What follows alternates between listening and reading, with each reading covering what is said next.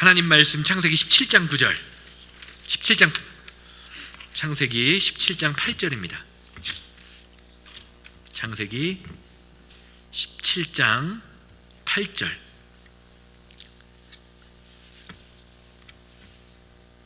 창세기 17장 8절 말씀 제가 읽습니다.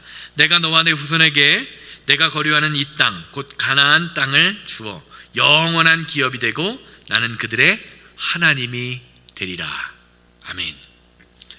예, 반갑습니다. 여러분, 오늘도 수요 예배 가운데 함께 하시는 여러분들의 삶에 하나님의 은혜와 은총이 함께 하시기를 주님의 이름으로 소망합니다. 지난 시간 잠깐 복습하면 우리는 창세기 22장 말씀, 아브라함이 이삭을 하나님 앞에 번제물로 드리려 했던 그 사건을 바라보면서 사람에게 집중을 하죠. 어떻게 아브라함은 하나님께 독자 이삭 100세에 얻은 아이를 드릴 수 있었을까라는 질문을 합니다. 그래서 우리는 아브라함이 특별한 믿음을 가졌다라고 생각하고 이 모습을 보면서 나는 그렇게 할 수 없다라는 결론을 내린다고 말씀드렸어요. 그런데 성경이 아브라함 사건을 바라보면서 이야기하는 것은 아브라함, 인간에게 초점을 두지 않는다라는 것을 우리가 알아야 한다는 거죠.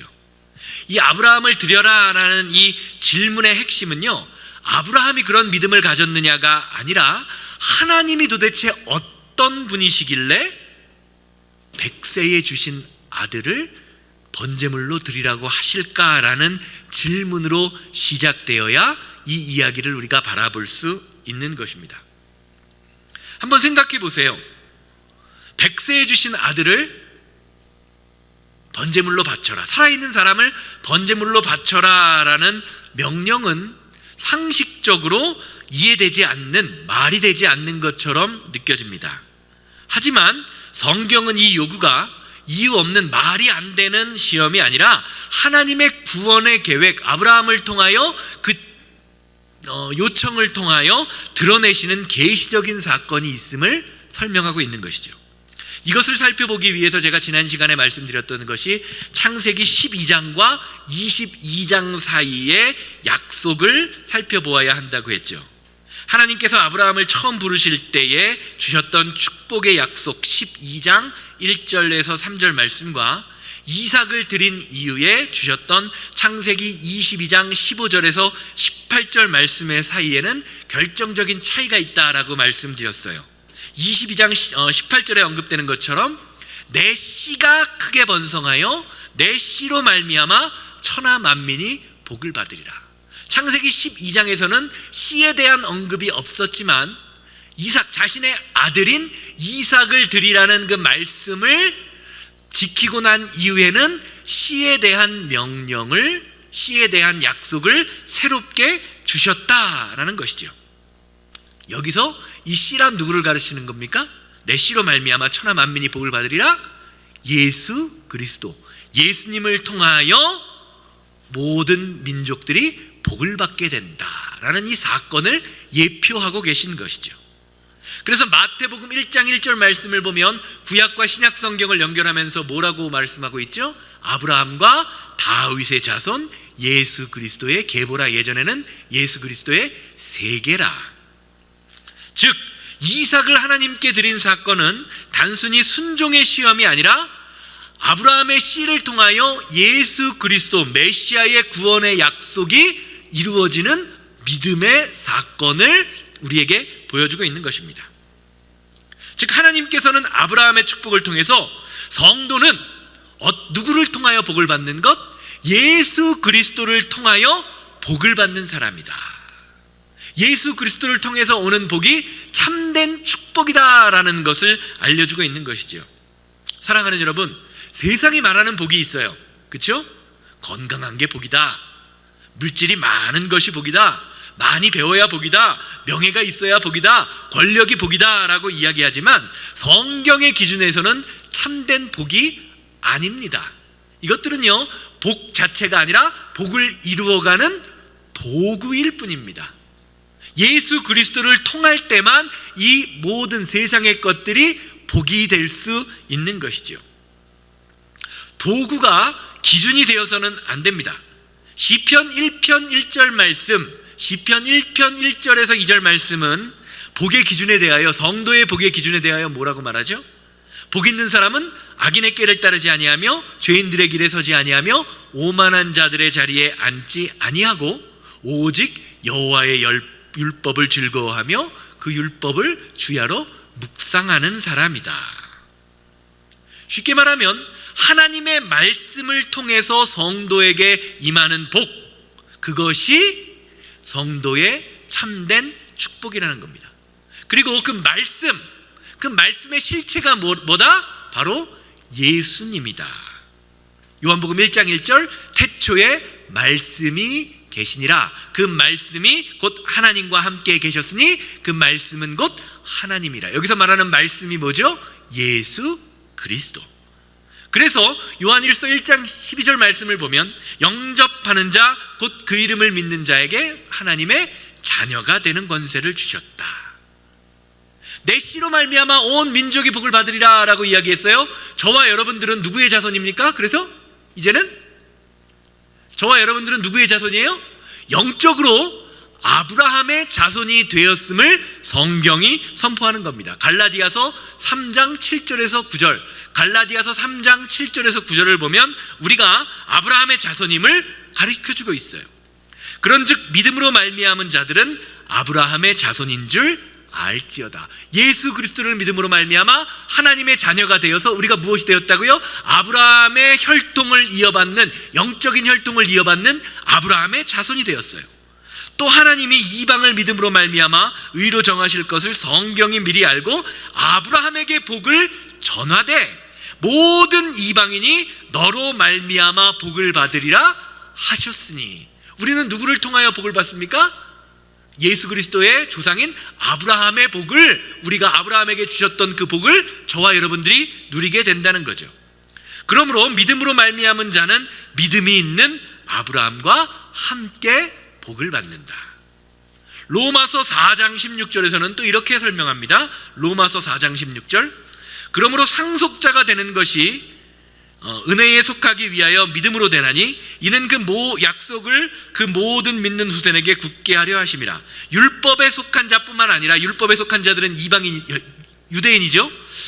뿐만 아니라 아브라함의 믿음에 속한 자에게도 그러하니 아브라함은 우리 모든 사람의 조상이다. 율법에 속한 자들은 유대인들이고요, 아브라함의 믿음에 속한 자는 유대인이 아니지만 예수 그리스도를 믿음으로 고백하는 사람들, 이 모든 사람이 아브라함의 자손이 됐다는 겁니다.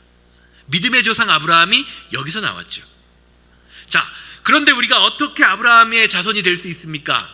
우리는 이방인인데 어떻게 아브라함이 될 수 있습니까? 로마서 11장 24절에서 이걸 설명한다 그랬어요. 로마서 11장 24절, 내가 원감람나무에서 찍힘을 받고 본성을 거슬러 좋은 감람나무에 접붙임을 받았으니 원가지인 사람들이야 얼마나 더 자기 감람나무에 접붙임을 받치랴. 그러니까 우리가 어떻게 아브라함의 자손이 되었냐? 원래 이방의 뿌리였던 우리의 나뭇가지가 예수 그리스도라는 그 원가지의 접붙임을 받음으로 말미암아 하나님 안에서 열매를 맺을 수 있는, 요한복음에서는 그래서 우리가 가지로 말미암아 열매를 맺나니 가지에 예수님이라는 가지에 붙어 있어야 한다라고 이야기하고 있는 것입니다. 자, 그러면 이렇게 아브라함이 이삭을 드리는 것을 통하여 모든 민족이 씨로 말미암아 복을 받는 그 은혜가 생겼는데, 이삭을 바치라는 그 명령의 의미는 무엇이냐? 이것은 이삭의 목숨을 죽여 바치라는 것이 아니라 무엇을 드려라? 제가 지난주에 말씀드렸죠? 소유권을 내려놓아라 라는 의미라는 겁니다. 창세기 22장 1절에서 2절 말씀 보면 이렇게 아브라함이 이삭을 드리는 사건을 다음과 같이 설명하고 있어요. 이 일 이후에 하나님이 아브라함을 시험하시려고 그를 부르시되 아브라함아 하시니 그가 이르되 내가 여기 있나이다. 여호와께서 이르시되 내 아들 내 사랑하는 독자 이삭을 데리고 모리아 땅으로 가서 내가 내게 일러준 한 산 거기서 그를 번제로 드리라. 여기서 중요한 말이 뭐라고 말씀드렸죠? 번제를 드려라.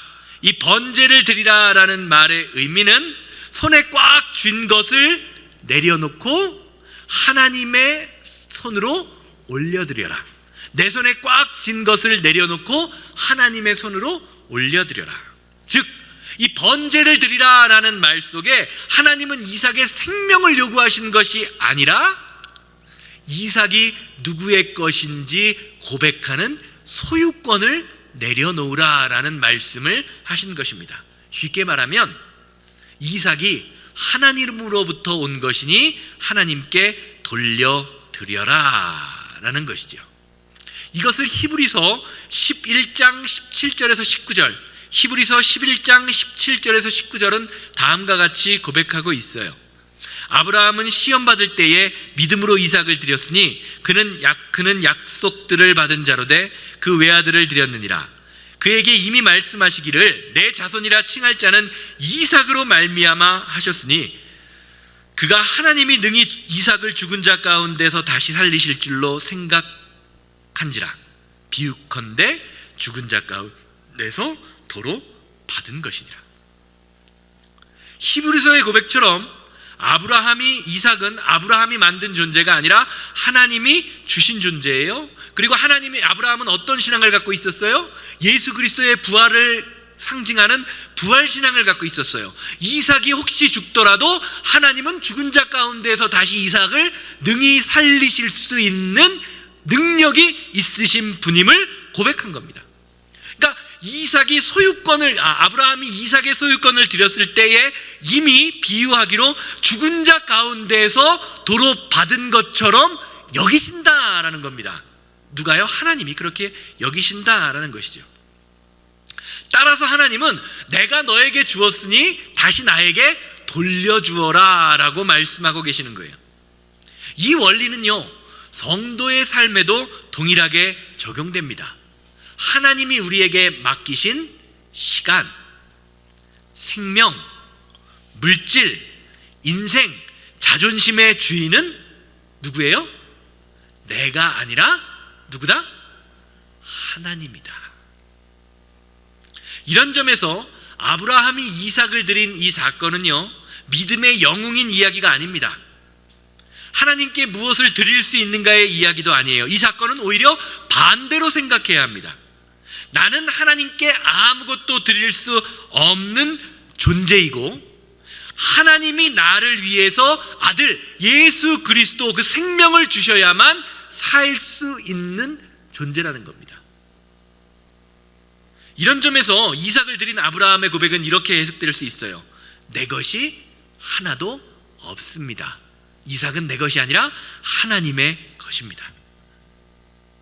십자가의 복음도 마찬가지지요. 하나님의 아들 예수 그리스도를 우리를 위하여 이 땅에 내어 주셨다. 그렇게 예수 그리스도의 복음으로 새 생명을 얻은 저와 여러분들은 어떻게 해요? 이제는 내 삶이 내 것이 아니라 누구의 것임을? 예수 그리스도 하나님의 것임을 믿음으로 고백하게 되는 것이죠. 우리가 다 아는 것처럼, 이제 제가 말씀드릴 텐데요, 우리가 다 아는 것처럼 아브라함이 이삭을 드리려 한 모리아 산에서 하나님은 어떻게 하시죠? 결국 이삭의 배를 칼로 째려 할 때에 하나님이 막으십니다. 그리고 그 대신 제물을 준비하세요. 이 사건은 단순히 대체의 제물 양 한 마리를 준비하셨다라는 사건을 이야기하는 것이 아니라 예수 그리스도의 십자가의 사건을 예표하는 것입니다.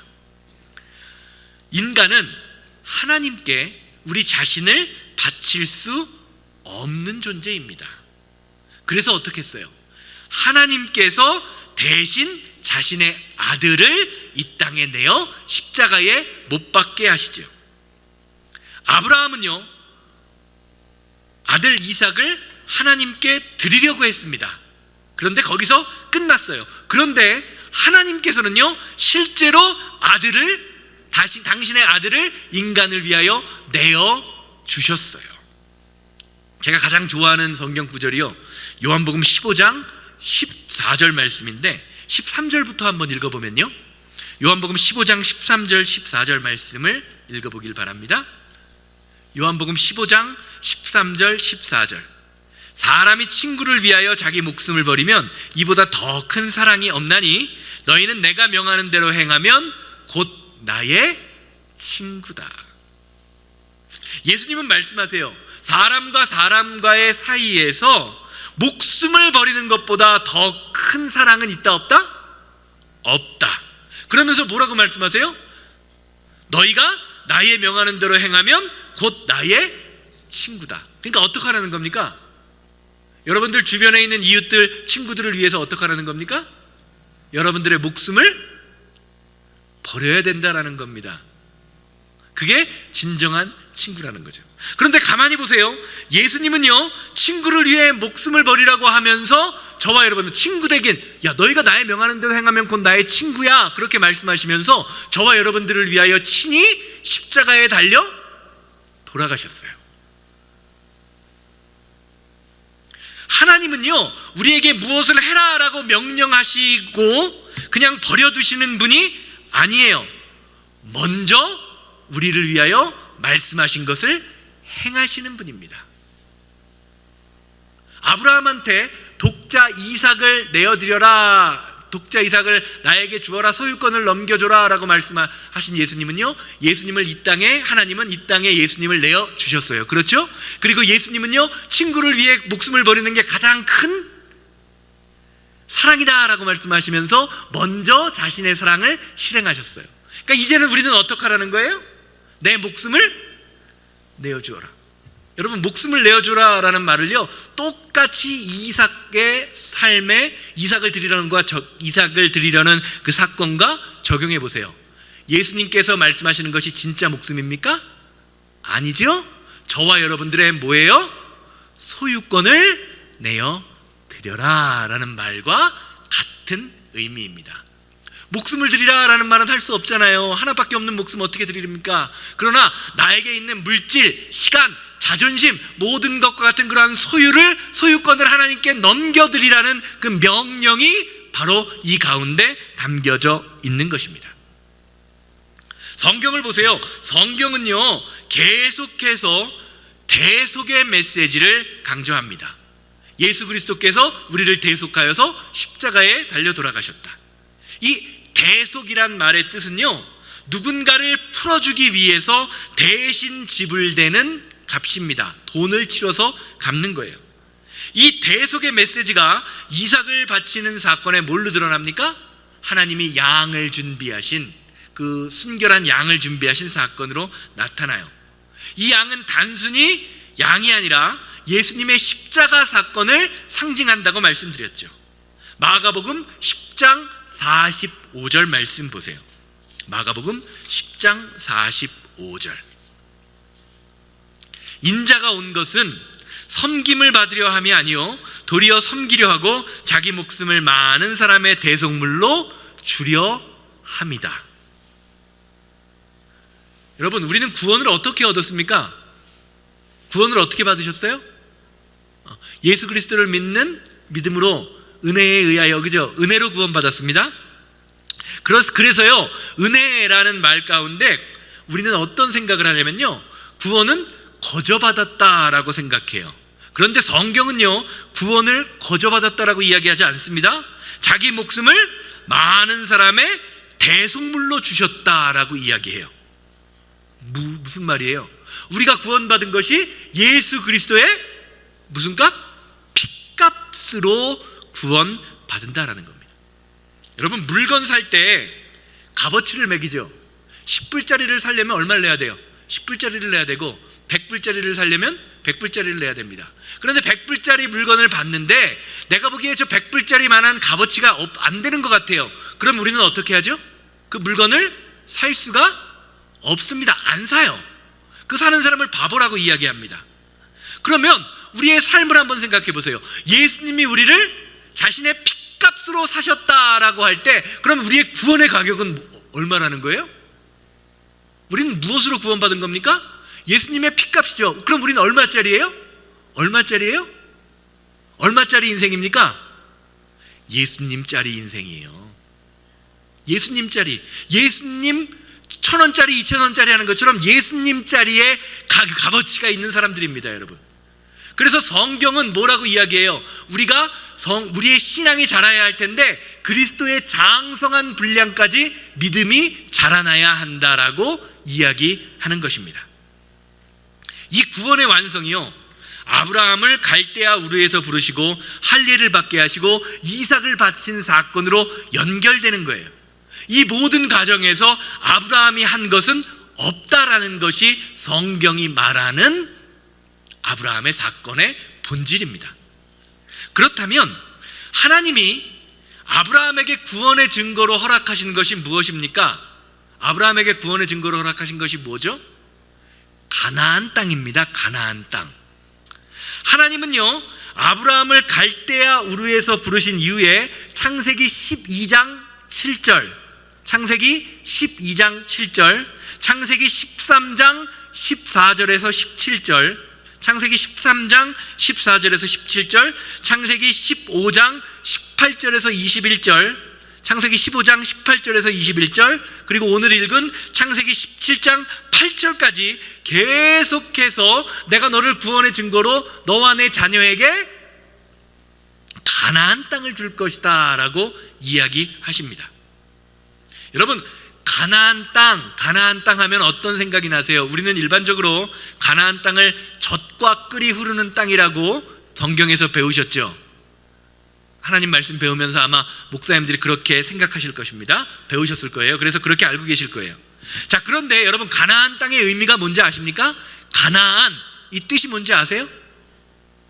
성경 말씀, 이 히브리어로 가나안이라는 땅의 의미는요, 굽히다, 낮추다, 복종하다, 정복되다. 굽히다, 낮추다, 복종하다, 정복되다 라는 뜻이에요. 쉽게 말하면 가나안 땅은 그냥 얻어지는 땅이 아니라 나를 굽히고 낮추고 복종함으로 정복되어지는 땅이라는 겁니다. 나를 굽히고 낮추고 복종함으로 정복되는 땅. 이게 나를 굽히고 낮추고 복종하는 게 뭐예요? 신앙생활이잖아요. 신앙생활. 가나안 땅이 의미하는 것이 무엇이냐? 오늘날로 말하면 성도들의 신앙생활이 무엇인지를 알려주고 계시는 것입니다. 그래서 너와 내 자녀에게 내 땅을 주리라, 이 가나안 땅을 주리라라는 이 말씀 속에서는요, 성도의 삶이 이러한 신앙생활이 되어야 한다라는 것을 알려주고 계세요. 이 의미를 영적으로 연결하면 분명해집니다. 가나안 땅은 힘으로 빼앗는 땅이 아니라 내 자아가 꺾여야만 들어갈 수 있는 땅입니다. 교만으로는 얻지 못하고 자기 의로는 차지하지 못하고 자기 능력으로 유지할 수 없습니다. 즉 가나안 땅은 신앙생활이에요. 아브라함에게 주시겠다고 약속하신 가나안 땅은요, 신앙생활이 무엇인지를 보여주는 지표입니다. 자, 보세요. 이스라엘 백성들이 가나안 땅에 들어갈 때를 생각해 보세요. 요단강을 스스로 건너지 못합니다. 여리고성은 군사력으로 무너지지 않습니다. 어떻게 하십니까? 하나님이 하셨고 그들은 하나님의 말씀에 순종할 때에만 가나안 땅을 향하여 들어갈 수 있었어요. 가나안 땅은 어떻게 해야 되죠? 정복해야 되는 땅이지만 사실은 이스라엘 백성들이 정복한 것이 아니라 내가 이스라엘 백성들이 순종으로 정복되어진 자리입니다.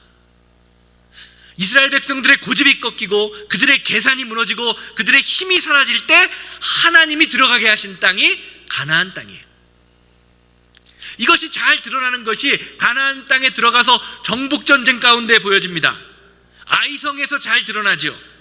아간의 도둑질로 인하여 자기 힘으로 이길 수 있다는 교만함에서 하나님은요, 아이성에서 어떻게 하십니까? 철저하게 패배하게 하십니다. 가나안 땅은 단순히 지리적인 장소가 아니라 하나님의 통치가 시작되는 자리라는 것입니다. 이런 점에서 아브라함이 가나안 땅을 기업으로 받았다라는 것은요, 이제 내 주인은 내 것이 아니라, 내 인생의 주인은 내 것이 아니라 하나님이다라는 선언이에요. 너를 낮추고 굽히고 복종할 때 정복될 수 있다는 거죠. 결국 구원의 완성은요, 어떤 땅을 얻는 것이 아니라 하나님이 나의 하나님이 되심을 고백하는 거예요. 방금 우리가 처음에 읽었던 창세기 17장 8절 말씀 다시 보시길 바랍니다. 창세기 17장 8절이에요. 너와 내 후손에게 내가 거류하는 이 땅 가나안 온 땅을 주어 기업이 되게 하고 나는 그들의 하나님이 되리라. 창세기 17장 8절 말씀 잘 보세요. 이 말씀의 핵심은요, 땅을 주겠다라는 것이 아닙니다. 나는 그들의 하나님이 되리라. 나는 너희의 하나님이 되리라가 핵심이에요. 그러므로 오늘날 우리의 삶에서 우리의 가나안이 어딘지를 살펴보아야 하는 것이지요. 오늘 하나님이 우리에게 원하시는 신앙생활의 가나안은 무엇입니까? 내 뜻이 꺾이는 자리, 내 교만이 꺾여 하나님 앞에서 복종되는 자리, 내 삶의 주인이 내가 아니라 예수 그리스도가 주인 되시는 그 자리가 뭡니까? 저와 여러분들이 살아가야 할 영적인 가나안입니다. 그것이 교회 안에서도 될 수도 있고요, 내 사업장이 될 수도 있고요, 우리 가정이 될 수도 있고요, 속회가 될 수도 있고요, 다른 사람들과의 모임이 될 수도 있고요, 직장이 될 수도 있어요. 모든 것이 하나님 안에서 내가 죽고 하나님이 나의 주인이 되시는 가나안 땅이 될 수 있는 것이죠. 가나안 땅은요, 단 한 번에 완성되는 그런 땅이 아닙니다. 날마다 나를 굽히고 나를 낮추고 주님께 복종할 때 조금씩 정복되어지는 하나님의 나라예요. 결국 하나님이 주시는 가나안 땅이란 내가 내 힘으로 얻는 땅이 아니라 내가 하나님께 어떻게 속하여 살아가는지를 증명하는 자리입니다. 그렇다면 하나님이 아브라함에게 약속하신 가나안 땅이 성도에게 상징하는 것은 무슨 의미가 있을까요? 이것을 살펴보기 위해서는요, 여호수아가 가나안 땅에 들어갈 때 어떤 일이 일어났었는지를 살펴봐야 돼요. 여호수아가 가나안 땅에 들어가기 위해서 어떤 일이 일어났었는지. 여호수아 5장 13절에서 15절 말씀 보세요.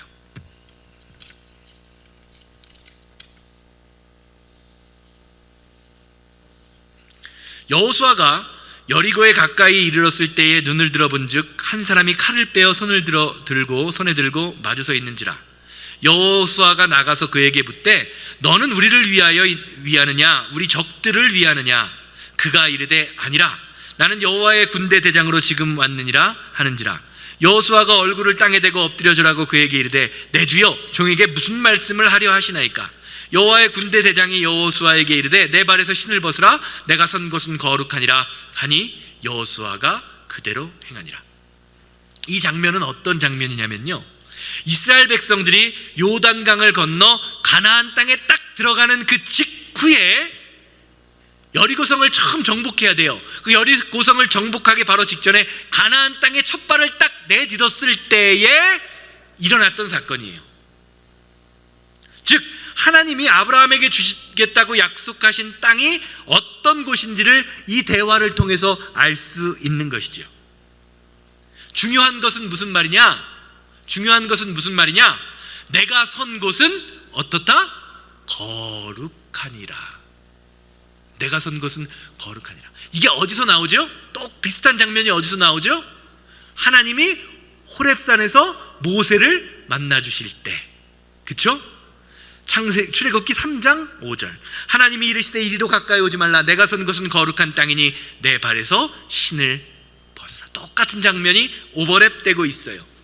사랑하는 여러분, 땅이 거룩해지는 이유를 가만히 보세요. 언제 땅이 거룩해집니까? 하나님이 함께 하실 때. 우리 교회가 어떻게 하면 거룩해질 수 있습니까? 하나님이 함께 하실 때. 우리 가정이 어떻게 하면 거룩해질 수 있습니까? 하나님이 함께 하실 때. 내 인생이 어떻게 하면 거룩해질 수 있습니까? 하나님이 함께 하실 때. 그런데 가만히 가나안 땅에 대해서 생각해 보세요. 하나님이 함께 하시는 거룩한 인생, 적과 꿀이 흐르는 땅이에요. 우리 교회가 그렇게 되기를 원합니다. 우리 성도님들의 가정이 그렇게 되기를 원합니다. 우리 자녀들의 인생이 그렇게 되기를 원합니다. 하지만 이스라엘 백성들이 가나안 땅에서 맛본 것은요, 젖과 꿀이 흐르는 땅이나 평화가 아니라 무엇이었죠? 전쟁이었습니다. 가나안 땅에 들어가자마자 이스라엘 백성들이 해야 했던 것은 전쟁이에요.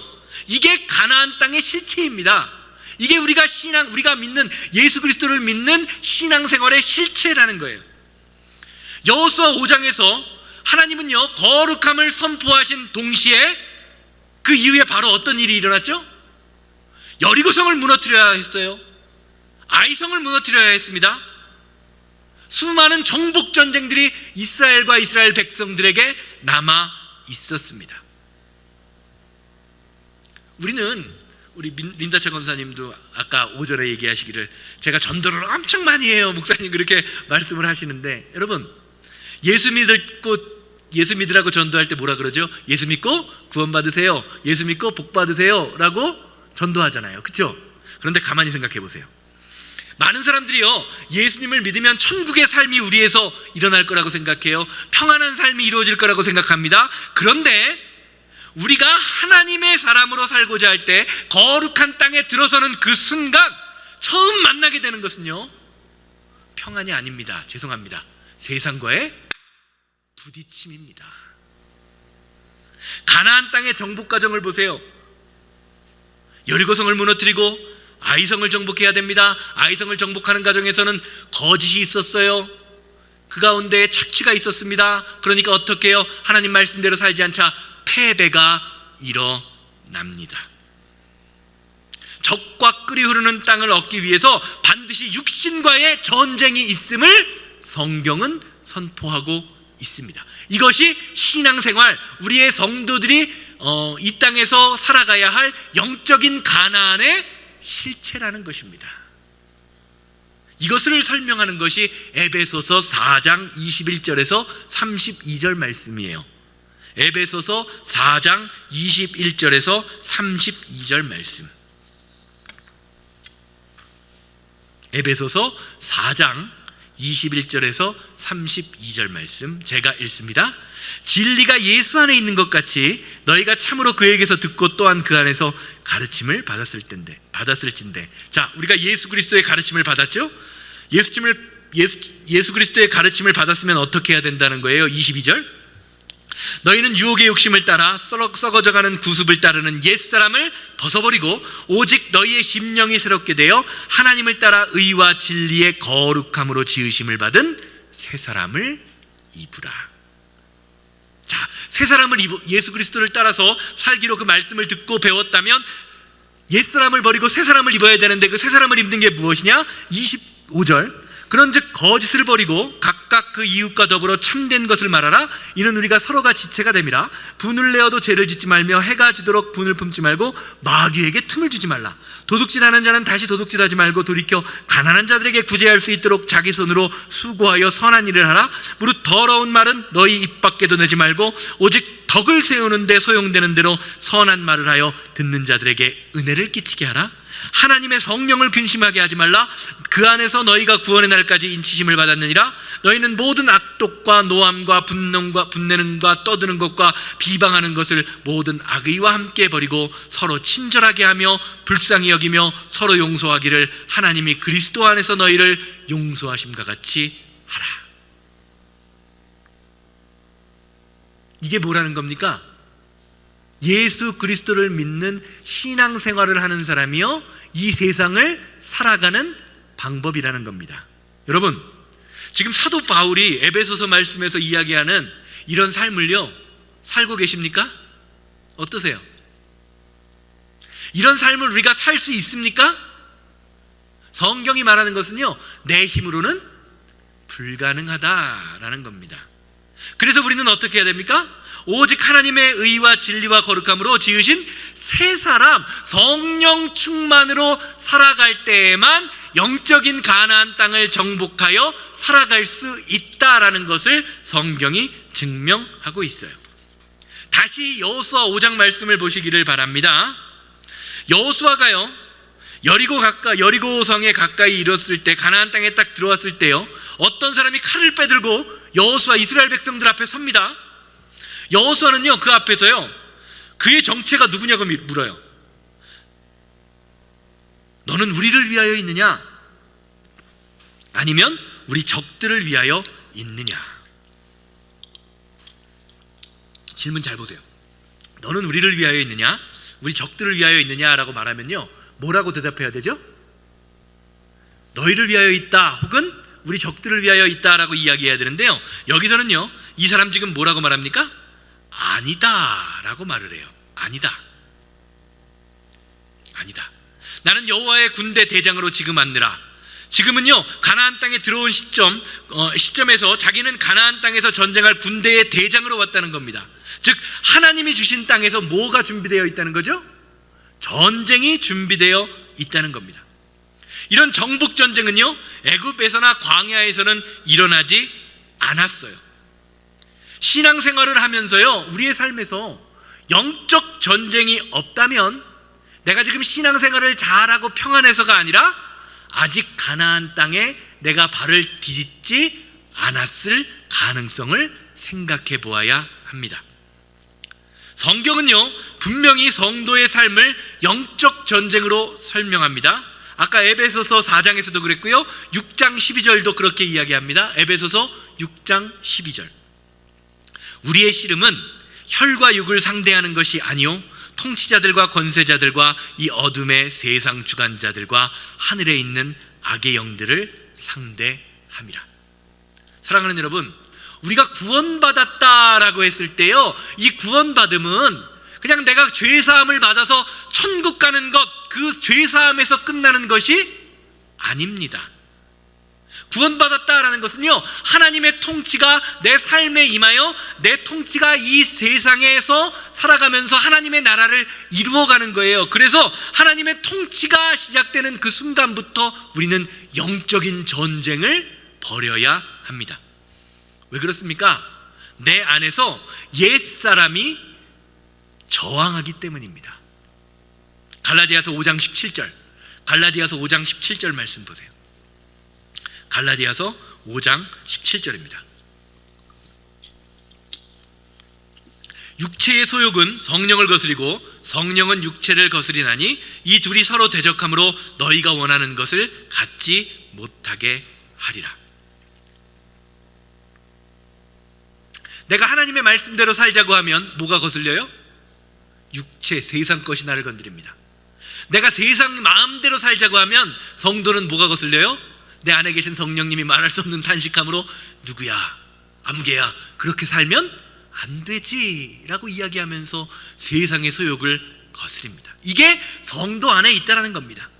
따라서 가나안 전쟁은요 성도의 영적인 가나안 전쟁은 먼 밖의 적과의 싸움이 아니라 내 안에 차지하고 있는 소유권을 가지고 벌이는 영적인 전쟁입니다. 그러니까 아브라함이 이삭을 드렸던 사건과 가나안 땅에 이스라엘 백성들이 들어가서 나를 낮추고 복종하고 낮아지면서 그것을 정복하는 그 정복의 사건은 연결되어 있는 것이에요. 그래서 가나안 땅을 약속하면서 그 소유권을 내놓으라고 말씀하시는 것입니다. 누가 내 삶을 이끄는 내 삶의 주인이냐를 나타내는 것, 이것이 가나안 땅의 전쟁입니다. 하나님의 말씀 안에서 내 자존심이 무너질 수 있어야 돼요.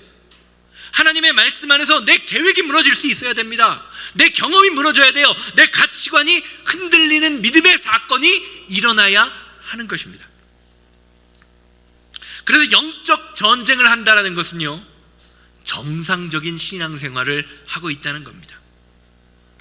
가나안 땅에 들어간 사람에게 나타나는 첫 번째 증거는요 축복의 크기가 아니라 얼마나 많은 복을 받았느냐가 아니라 얼마나 많은 영적 전쟁이 나에게 있느냐라는 겁니다. 많은 사람들이요 이 영적 전쟁에서 포기합니다. 내 자존심을 죽이기 싫어서, 내 물질을 내려놓기 싫어서, 내 환경을, 내 경험을 내려놓기 싫어서 포기하는 것으로 신앙생활을 대체합니다. 그러니 하나님이 주신 적과 꿀이 흐르는 그 진짜 참 평안을 누릴 수 없습니다. 보세요. 우리 편, 아까도 말씀드리려고 그러다 말았는데 우리 편입니까? 라는 질문에 그 대답이 뭐라고 이야기하죠? 아니다 라고 이야기해요. 당신은 우리 편입니까? 아니면 적군의 편입니까? 라고 물어보면 원래 뭐라고 이야기해야 되죠? 나는 니네 편이다, 아니면 적군의 편이다 라고 이야기하는데요, 우리 편도 아니고 적 편도 아니다 라고 이야기하는 것, 아니다 라고 이야기하면서 뭐라고 이야기하죠? 나는 하나님의 군대다. 즉 하나님은 나의 편이 되어주시기 이전에, 하나님이 나의 편이 되어주시기 이전에 내가 어떻게 해야 된다는 겁니까? 내가 하나님의 편이 되어야 한다는 겁니다. 로마서 14장 8절에서 이것을 아주 잘 설명하죠. 로마서 14장 8절. 우리가 살아도 주를 위하여 살고 죽어도 주를 위하여 죽나니 그러므로 사나 죽으나 우리가 주의 것이로다. 사나 죽으나 나는 주님의 것입니다 라는 것은 무엇입니까? 나의 소유권이 누구에게 있다? 예수 그리스도께, 하나님께 있음을 고백하는 거예요. 즉 가나안 땅의 본질은요, 사람과의 싸움이 아닙니다. 내 주권이 누구에게 있나 라는 것을 확인하는 거예요. 우리가 신앙생활에서 자꾸 사람과 부딪혀요. 화가 나요. 나를 다스릴 수 없어요. 이게 사실은 누군가의 싸움이라고요? 다른 사람과의, 상대방과의 싸움이 아니라 누구의 싸움입니까? 나 자신과의 믿음의 싸움임을 우리는 알아야 합니다. 다른 사람을 비난하고 다른 사람을 정죄하기 이전에 누구를 먼저 돌아봐야 돼요? 나 자신을 먼저 돌아보는 것이 신앙생활이라는 겁니다. 누가 내 삶의 주인인가? 누가 내 삶의 결정권자인가? 누가 내 삶의 왕인가? 예수 그리스도께서 나의 삶의 주인이 되는 순간 내 안에 있는 옛 자아가 쫓겨나기 시작합니다. 점점 설 자리를 잃어버립니다. 그래서 영적 싸움이 없는 신앙은요, 문제가 없는 신앙이 아니라 아직 주인이 바뀌지 않았을 가능성이 큰 것입니다. 영적 싸움이 있어야 돼요. 그러므로 영적 전쟁은요, 두려운 일이 아니라 하나님의 약속의 땅 가나안 땅이 시작되었음을 상징하는 겁니다. 내가 이미 가나안 땅에 들어와 가나안의 영적 전쟁을 하고 있구나라는 걸 알아야 돼요. 그 디모데후서 2장 3절은 사도 바울이 디모데에게 이렇게 이야기하면서 이야기해요. 너는 그리스도 예수의 좋은 병사로 나와 함께 무엇을 받으라? 고난을 받으라. 그리스도의 좋은 병사는 반드시 고난이 존재한다라는 것입니다. 보세요. 아까 여호수아 말씀에서도요, 여호수아가 예루살렘 성벽을 무너뜨리기 이전에, 아이성을 정복하기 이전에 자신의 신을 벗고 하나님의 사자에게 어떻게 하죠? 먼저 무릎을 꿇습니다. 사랑하는 여러분, 하나님은요 절대로 우리 앞에 있는 문제를 먼저 해결해 주시지 않습니다. 사람을 먼저 굴복시켜서 하나님 앞에 무릎 꿇게 하십니다. 그래서 성도의 승리는 항상 언제 오느냐? 하나님 앞에 무릎 꿇을 때에 우리의 삶에 영적인 승리가 일어나게 되는 것이죠. 결국 가나안은요, 평안하고 젖과 꿀이 흐르는 그러한 평안한 장소이기 이전에 하나님을 나의 왕으로 삼는 믿음의 자리입니다. 하나님이 다스리기 시작하면 반드시 싸움이 일어나고 그 싸움 속에서 우리는 누가 우리의 진짜 주인인지를 분별하게 되는 것이죠. 이것이 아브라함에게 주신 가나안의 의미입니다. 성도가 살아가야 할, 이 땅에서 누려가야 할 신앙생활, 믿음의 가나안을 살아가는 성도의 삶의 방법이죠. 하나님 앞에 날마다 무릎 꿇고 굴복함으로 하나님이 여러분들에게 주시는 영적인 가나안의 땅을 정복하는 저와 여러분들 되기를 주님의 이름으로 소망합니다. 다음 시간에는요, 아브라함의 믿음의 신앙을 정리하면서 우리가 어떻게 하면 아브라함과 같은 그 믿음의 삶을 살아갈 수 있을지를 정리하면서 아브라함을 마칠 텐데요, 여러분들의 삶에 정말 주님이 주시는 참된 은혜와 능력으로 하루하루를 살아가시는 그 승리 가운데 거하시기를 주님의 이름으로 소망합니다. 여기에 모인 우리 부르신 후에 우리가 다 같이 기도하실 텐데, 주님, 하나님이 우리에게 주시고자 하는 그 믿음의 가나안 땅, 하나님이 우리에게 회복시키고자 하시는 그 믿음의 삶을 따라 살기를 원하오니 주님, 나를 눕히고 나를 낮추고 나를 복종시키고 그러한 신앙생활이 우리 안에 있음으로 말미암아 하나님이 주시는 믿음의 가나안 땅을 정복하게 하여 주시옵소서. 하나님이 우리에게 주신 승리, 가나안 땅은 단순한 평안이 아니라 영적 전쟁을 통하여 정복되어야 하는 그 땅이니 하나님이 주신 말씀으로 승리하는 믿음의 삶 되게 하여 주시옵소서. 다 같이 통성으로 기도하고 축도로 예배를 마칩니다.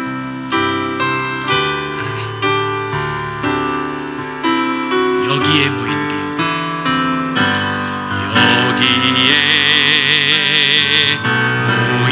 우리 수의 은총 받은 자여라. 주께서 이 자리에 함께 계심을 아노라. 언제나 주님만을 찬양하며 따라가리니 시험을 당할 때도 함께 계심을 믿노라.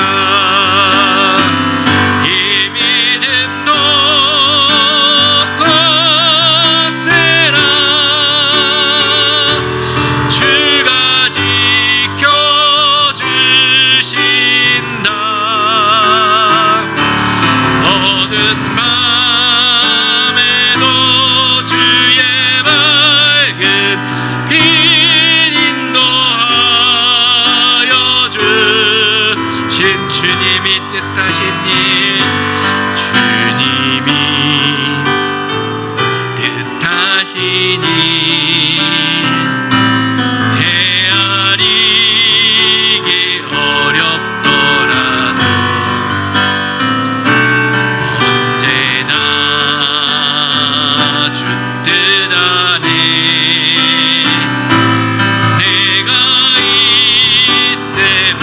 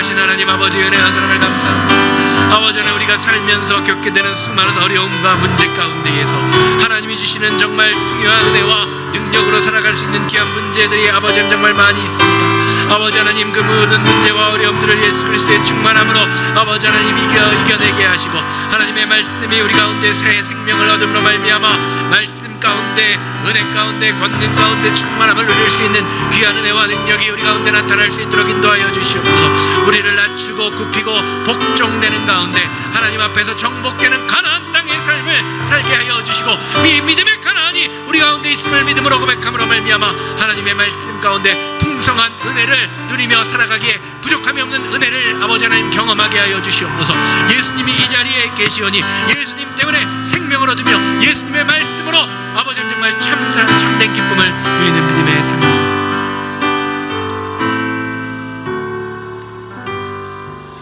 아버지 하나님, 하나님이 아브라함을 부르시고 이삭을 내려놓게 하시는 이유가 결국에는 하나님이 주시는 약속의 땅 가나안 땅의 삶을 살기 위함임을 깨닫게 하시니 감사합니다.